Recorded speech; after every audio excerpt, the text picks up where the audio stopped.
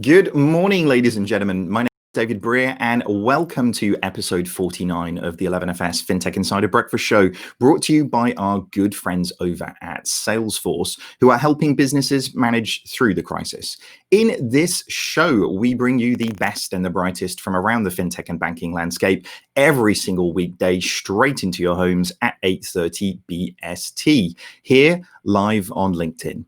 As I said to you guys on Friday, we have a pretty killer lineup this week. So we hope this content is bringing you loads and loads of value. If it does, then let your friends and connections know. Share this link on LinkedIn and get more and more people involved in it. This week, we're going to be kicking off with a pretty killer lineup, I have to say. So I'm thrilled to be joined today by Hiroki Takeuchi, who is the CEO over at GoCardless. This morning, what we're going to be doing is talking about how international payments are being affected with everything that's happening with COVID, and actually what GoCardless have been doing with a new payments intelligence tool called Successplus. Hiroki, thank you so much for getting up early. How are you doing? Oh yeah, I'm great. Thank you for having me. No problem at all. It's a lovely bright day. I mean, where in the world are you? You're in, is it? I'm in London. North London somewhere, is that right? No. We live just in London Bridge. Ah, nice. Ah, man. So it must be like an absolute ghost town for you then, in and around your flat, right? Well, I'd like to say that, but the few times I have been out, it's always felt like a lot busier than I thought it should. So I'm not sure how seriously everyone's taking the lockdown. That's not good. We don't want to start seeing the numbers going up again, do we? But all right, guys. As always, we love getting your questions, so make sure that you leave them in the comments sidebar over on LinkedIn, and what we'll do is we'll sort of weave them in as we go along. Hiroki, for those who don't know, tell us a little bit about GoCardless. Sure. So at GoCardless, what we're doing is building a payment network focused on businesses with recurring models. So subscription businesses that invoice their customers on a repeat basis, businesses that sell their products through installments, that kind of thing. And what we're really focused on is building technology on top of the bank-to-bank networks like direct debit, like SEPA, like ACH that exist around the world, which are at their core fantastic ways of collecting these kind of payments. It's the way that old big utility companies have been collecting payments for decades, but they're really old, clunky, difficult to access systems. And so we've been building technology that weaves them together into a single global network so that you can collect payment from anywhere to anywhere in any currency. And I mean, GoCardless has been around for a while, hasn't it? When did you guys found? Yeah, so we founded in 2011. So we're coming up to our 10-year anniversary early next year, which is kind of scary to think. It's a whole decade of my life that's been about GoCardless. Yeah, so we started in the beginning of 2011. Fantastic. I mean, and it's gone rather well. I mean, 10 years of real success, though. You guys are, as you say, sort of powering up the side of that really, really effectively. You've got loads and loads of customers, and I mean, product development over those 10 years has gone tremendously well. So, I mean, what's the learning over those 10 years? Because the company has gone from, was it 4 or 5 of you to start with to how many 3 of us are when we now? first started. Yeah, we're now around 400 people. Wow. And yeah, I mean, I think that probably the overall lesson is that everything takes longer than you ever realize. But I think that there's a saying that I really like, which is, everyone overestimates what they can get done in a year, but massively underestimates what they can get done over 10 years. And that definitely feels true. At any given point, you feel like you're going slower than you would like, but over a longer period of time, it is quite amazing what you can achieve. And it still feels like we're at the beginning of our journey. I've always said that. I think there's a lot more ahead of us than there is behind us. And it doesn't feel like a success yet. Let's put it that way. Still a lot of work to do. I think that's always a sign, I think, of a particularly great entrepreneur. I think if they're still hungry after 10 years, then there's a great long-term vision there, isn't there, in terms of what's going on? I mean, how have you guys found everything that's happening in the sort of COVID space then? Because obviously suddenly everybody working remotely. How's that worked at GoCardless? Yeah, I mean, really, it's been surprisingly well. I think that we're obviously a very cloud-oriented company. And so, we were set up well from a technology point of view to work remotely. And I remember when we made the decision to switch to remote only back in I've lost track of time, like early March or something like that. And we switched over the course of a weekend basically. And obviously all the infrastructure and everything else like that, we've been able to rely on things like Zoom, Salesforce, all of the Slack, all the technology that we use, and so we've been able to be quite effective. And I think that definitely there are challenges as well, right? I mean, probably the biggest one being around mental health. I think everyone's feeling the impact of being stuck at home the whole time. And so it's something that we're thinking about. What does the long-term future look like? But there's definitely things that I think we'll be able to take from this period in the situation that will become positives and things that will keep with us. Yeah, I mean, it is in, like you say, that I think the remote working part of things, I think actually for most companies, as you say, that are technology based, I think it isn't the hard part, is it? But it's I think very much as you say, I think the mental health side of things. Myself and my management team were talking about this last week at 11FS, where it's like, I think it's the unending nature of this that actually is one of the most difficult things, because if you say to people it's another month, then you're back in the office, people can kind of almost prepare for that, can't they? But we just don't know at this stage. What sort of measures are you guys taking? I think we're saying best case it's going to be sort of Q4 until we're back into London and back and moving. But have you guys kind of done much to look at when you think you'll get back to normal, whatever that is? Yeah, well, I mean, I think there's two questions there, right? One is like, what does normal mean going forwards? And then, the second is timeline. We're working through that at the moment, so we haven't made any final decisions yet. But I think that what's been really interesting is that, as we've been surveying the company and, getting input from everyone, it's very clear that there's a lot of different views, right? Some people would happily turn up to the office in a hazmat suit, and they're just, they can't wait to get back into the office, and they really miss that environment. And other people are feeling quite, scared, and they're feeling worried, and they don't really want to be going back into the office anytime soon. And so I think one of the things that will be really important is offering more flexibility, and I think that'll probably be a theme that we see going forwards as well, right? You're seeing a lot of the big tech companies as well, announcing that they're going to move more to kind of hybrid, remote plus office kind of approaches, and giving people a lot more flexibility in the way that they work. And I think that's something that we'll definitely look to take away from this period. Yeah, it's going to be fascinating to see, like you say, what we all learn from this period of time. But I mean, as a payments company, how has this affected you guys? Because obviously, with people's behaviour changing, then potentially that has quite a big impact on your business as well. Yeah, absolutely. I mean, it's been quite interesting actually, because we're seeing kind of very mixed impacts, right? So when we look at our trading volumes and our processing volumes, we've definitely seen a reduction there, right? And we work with a lot of physical world organizations, gyms, membership organizations, a lot of small businesses that are definitely being more impacted, I think, than the larger ones. And there, we're seeing quite significant reductions. And so I think, for us, we saw about a 15% drop in volumes between March and April. But at the same time, what we're seeing is more demand than ever, right, from new customers. And I think that what we're seeing is a lot of businesses are taking this opportunity to clean up shop, so to speak, and get to the list of projects that maybe they were too busy to get to in normal day-to-day business, but now are saying, okay, well, look, like now's a good time to be rethinking how I do my business. And so we're seeing more demand than ever, and we're really excited about a lot of the new customers that are coming towards us. So I think we're short term, we're definitely seeing a bit of pain, but we see that long term there'll be more demand than ever, and so we're very excited. Fantastic. I mean, last time you were on the show, I think we're on FinTech Insider, actually, you were talking about a partnership you had with Transferwise. Yes. How's that gone since then? Because, I mean, both big companies sort of coming together. I think partnerships like that move the whole industry forward. Yeah, absolutely. I mean, I think that it's still very early. We're I think in month 4 or 5 or something since we launched it.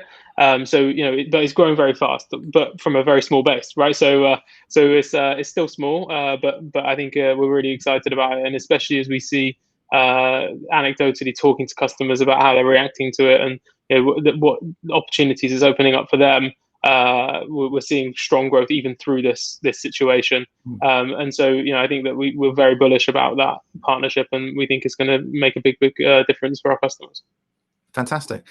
So tell us a little bit more about the Successplus tool that I was talking about earlier on, because when you when I first read it, it was intelligence, so an intelligent payments tool, which I was like, I can't quite get my head around what that would be, but having sort of unpicked it a little bit, it's super interesting. Can you just break it down a little bit for us? Yeah, well, look, I think the way that we thought about this was, when we think about our product and what we're building in sort of slightly more macro terms, a big part of it has been about building technology that makes it easier to get access to and use these bank debit mechanisms like direct debit, right? And one of the first things that we've been trying to solve as we sort of got momentum and scale in the UK was, okay, well, these systems exist all around the world, and it was really more about the plumbing, right? Of how do we connect up US ACH and European SEPA and Australian BEX and UK direct debit into one API and one network, right? And so that was a big part of the build, and a big part of the focus for us from a product perspective over the last few years. But one of the things that we've always had in our mind was, okay, well, look, we don't want to just build the plumbing. We also want to be able to improve on what's possible with the underlying rails. And one of the hypotheses that we always had was, okay, well, that we see a lot of transactions, right?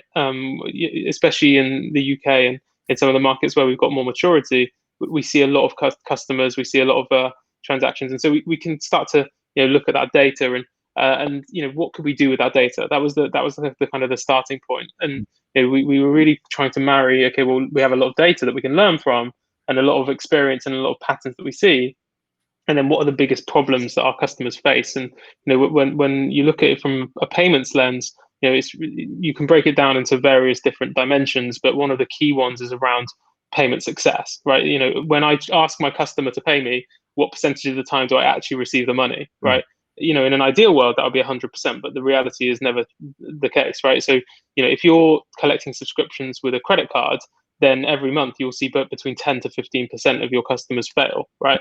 And that creates a big problem, right? Because it ends up becoming a situation where you're chasing customers for payment, you're having awkward conversations with them, maybe they end up churning. It's about a third of customers that churn just purely for the reason that their payment fails, right? And then there's a lot of cost involved, and so especially if it's a service which you've already provided, it can quickly turn into bad debt, and bad debt is a killer, right? It's about just under a third of businesses that go under cite bad debt as the key reason they actually fold, right? So what we were thinking was, what can we do to solve that problem?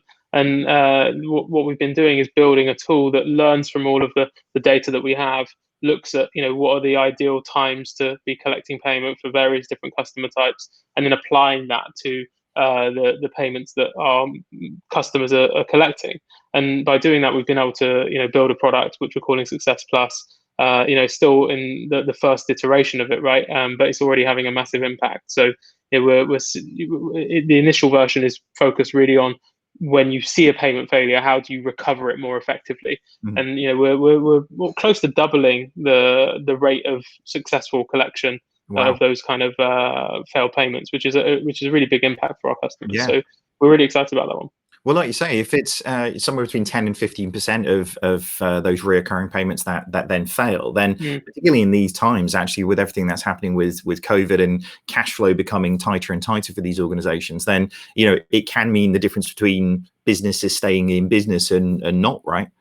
Well, yeah, I mean, especially when it's on the margins, and that can definitely be the case. And we think that we can do our part in helping to avoid that. So where are we at with Successplus right now then? So it's in beta. You've got it out, I think, with about so we just launched it. So it was in beta. We were sort of testing it through the back end of last year and early in this year, and then we launched the first version of it about a month ago. Fantastic. How's the impact going so far then? So you're saying almost sort of doubling the success rate of recovering those payments? Yeah, absolutely. Yeah. So, we kind of typically what we would see is that a business will, if a payment fails, they'll be able to recover it, 30 to 40% of the time.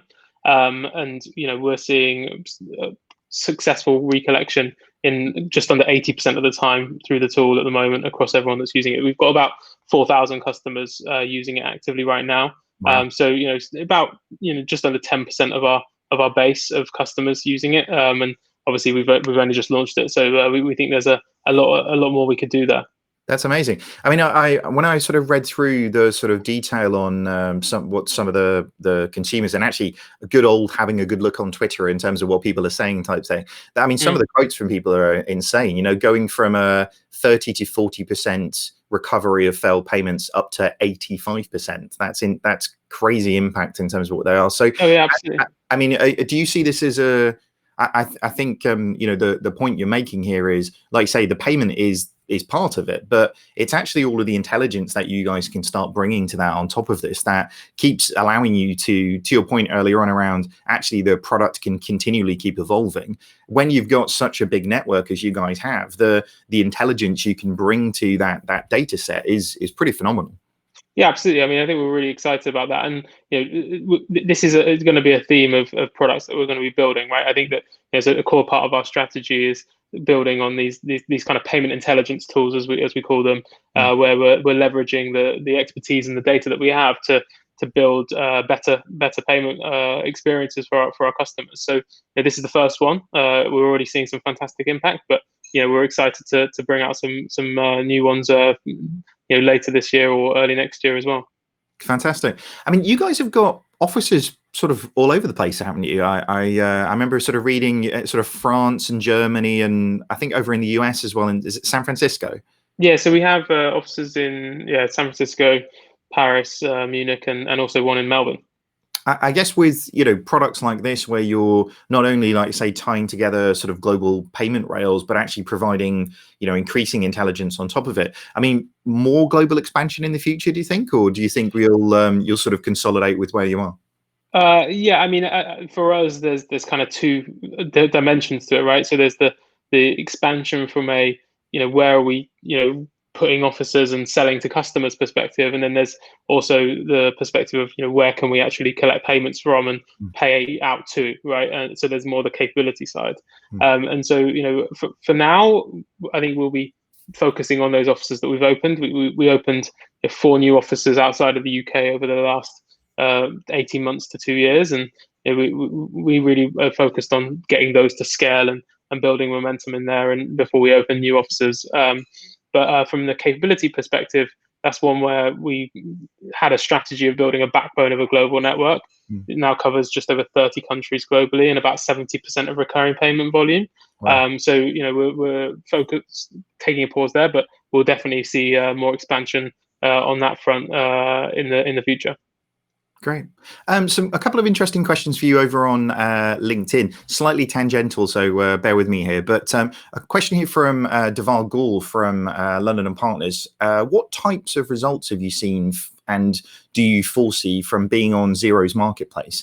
I mean, continuing the point that you were making with Transferwise, actually partnerships particularly when you start seeing distribution are a pretty good play. So have you seen much impact from being in Xero's marketplace? Oh yeah, absolutely. I mean, partnerships like Xero, and we have a very, very close partnership with them, are fundamental to our business, right? So about half of our business and half of our volumes are processed through partners like Xero. And so it's a big driver for us. We're really excited about that partnership and also other partnerships that we have. And they're a key part of our strategy. Yeah, I mean, the work that Gary and the guys over there have done has been pretty phenomenal to make accounting sort of really, really interesting these days. Oh yeah, I have to say, yeah, XeroCon is always one of the highlights of the year for me. I love going there. It's a bit like a cult, I have to say, but they've built a phenomenal culture amongst their customers and their partners, and they've really it's quite exciting to see what they've done. Agree. Seeing 4,000 or 5,000 very, very passionate accountants is it's like spring break for accountants. That's how I always describe it. It really is. I think Gary would definitely see that as a real compliment as well. Yeah. Another interesting comment on LinkedIn from Rita Martin. So to feed AI and MI, so how you're feeding your algorithms in terms of the data that you're putting this through. I mean, have you looked at actually what you can do to obtain sort of broader data sets? So I mean, that's super interesting. Yeah. Yeah. It's definitely something that we've been thinking about, and so at the moment, the payment intelligence tools that we're building and Successplus is built around the data that we have internally. And obviously, one of the things that's really important to us is that we think about doing that in a way that is beneficial to everyone that it affects, right? So there's always the interesting question of ethics around data, and that's something that we thought a lot about. And so we've done this in a way where we feel very confident that we can explain it to the customers and their customers, and make sure that they feel comfortable with it. But when it comes to getting data from other sources, that's definitely something that we're thinking about. And one area that we're particularly excited about is things like open banking, right? Where you are going to be able to get much easier access to customers' data from their bank, obviously with their permission, but it's something that we're very excited about. And if you look at it through the lens of Success Plus, things like balance data and seeing, okay, well, look, what is the general trend of a customer's balance through the month, and therefore what's the right time to go and try and take that payment for that subscription that they're on, to avoid hitting them when they've got a low balance, which can obviously incur costs for those customers, right? So you really want to avoid that, and so there's definitely a lot we can do there. So that's the area that we're most excited about. There's obviously other areas as well, but that's the one that I'm most excited about. I mean, sort of a little bit connected to a question from Steve Brown over on LinkedIn is, what are the most surprising or unexpected findings from your data? Because I mean, as you guys have got multiple geos, I mean, it must be fascinating to start looking at the trends between, success rates or failure rates in different geographies. And that must be quite an interesting thing to see. And like you say, as technology is slightly more advanced in more regions than others, I don't want to slag off the US payment system too early in the morning, but those guys are asleep, so they won't know it. But actually the different technology layers must have quite a significant impact in some of the data that you're seeing as well. Yeah, absolutely. So we've launched Success Plus in the UK so far, and we're actually just in the process of building out, and we're going to be launching it in across Europe with SEPA fairly soon. And I think that so it's a bit early to see what the patterns in the data tell us. But what is interesting is that payment failure is something that varies a lot from country to country. So the culture around failures is very different. And the other thing to note is that it's not just about the data, it's also about the impact, right? So if you take things like some countries in Europe, especially countries like Germany, Austria, a payment failure costs a lot of money, right? You're talking like 5-10 euros per failure that it's costing these customers. So there's not just the behavioral difference, but it's also the infrastructure and the impact of that infrastructure, which can have a big impact as well. So it's an area where we think that actually, whilst we've started it in the UK, probably is going to be more impactful in other countries that we're going to be launching in the future. Yeah, no, I think it again, as you roll this out further and further, the trends and the MI you get off the back of it are going to be fascinating. So you'll have to come back and talk to us about it a little bit more. But what do you think? And this is sort of crystal ball gazing slightly here at the end. But I mean, how do you see the sort of London fintech scene evolving off the back of everything that's happening with COVID? Because it kind of feels like it's going to be. I mean, I was talking to I've got a 8-year-old and a 6-year-old, and I was being asked pretty sort of far-reaching questions yesterday about how long this will last, all of which as daddy I have to try and make up an answer, but most of them I was telling them I just don't know, and we just don't know. But it feels like the other side of this, there is still huge amounts of opportunity, doesn't there? It's just, I feel like the London fintech scene particularly is going to be very, very different for the next 2 to 3 years, really. Yeah, but I don't think that's unique to London or fintech, right? I think that these are trends that we're going to see across the entire world, and every industry, right? And I think technology is an interesting space in that it's something that you can work on remotely more easily, right? I mean, it's going to be very difficult to assemble cars remotely, but building technology and writing software is something that you can do from anywhere, right? And so I think that we're likely to see less of a focus on the office, and more distributed teams. But I do think that the office will always be an important part of the overall equation. And so I think the interesting question becomes, what does London fintech scene mean, right? Is it where the headquarters is? Is it where the majority of the employees live, or And so, but I think that's the thing that will be really interesting to see. But when you look at that's more from a kind of a how businesses operate perspective, but from a demand for products perspective, I think that if anything, this probably increases the number of opportunities for fintech. Right, people are moving to working online and doing more of their activity online, which is just being accelerated by this whole experience. And so you have people ordering like online groceries for the first time, or going on Zoom and doing video calls for the first time. There's a lot of, especially in the older generation, I think, changes in behavior, which will probably make them feel more comfortable to adopt some of these kind of fintech services that are getting put out there. And so I think it will be a big opportunity for the industry as a whole.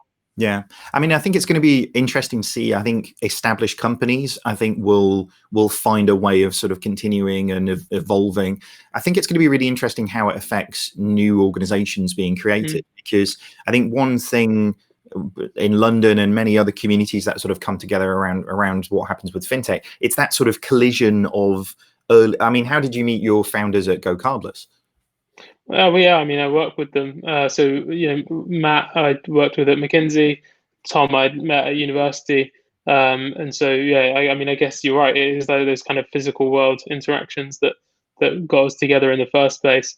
But yeah, I mean, I think what will be interesting to see, I think, is what percentage of startups begin as physical world kind of, I mean, office is a bit of a grand term for starting something in your bedroom, but people meeting up versus actually, what starting out remote first, right? Yeah. And I think that that'll be interesting to see. I'm not sure what will happen there.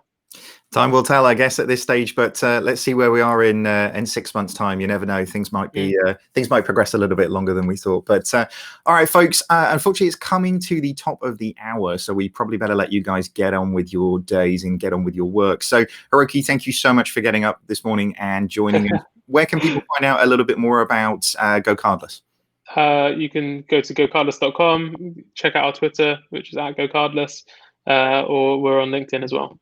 Fantastic. All right, guys, that's all we have for you today. Tomorrow, I'm going to be joined by Sophie Gibbord, who is the Chief Growth Officer over at OpenPaid. She's going to be joining us, talking about everything that she's been up to over there since she joined.